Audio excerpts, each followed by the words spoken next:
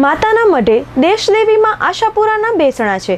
આસો નવરાત્રિએ આશાપુરાના ચરણોમાં માથું નમાવવા પગપાળા શ્રદ્ધાળુઓનો ભારે ધસારો રહેતો હોય છે, જેથી એસટી તંત્રએ 29મી સપ્ટેમ્બરથી 10મી ઓક્ટોબર સુધી 12 દિવસ વિશેષ બસો દોડાવવાનું આયોજન કર્યું હતું।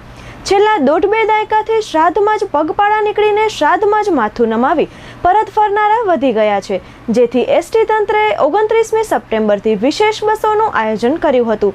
આ રૂટ પર અત્યાર સુધી 1400 જેટલી ટ્રીપ થઈ છે અને 57 લાખ રૂપિયા જેટલી આવક થઈ છે।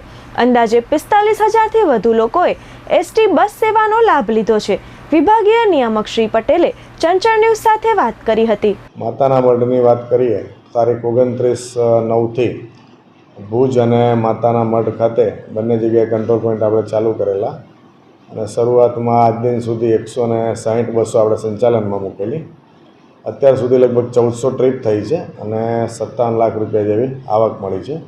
લગભગ 46,000 થી 47,000 મુસાફરોએ તેનો લાભ લીધો છે। એટલે અત્યારે બસોની સંખ્યા આપણે હવે 30 જ કરી છે। એ 30 બસો હજી પણ 11 તારીખ સુધી આપણે મુસાફરોની સેવામાં મૂકેલી છે।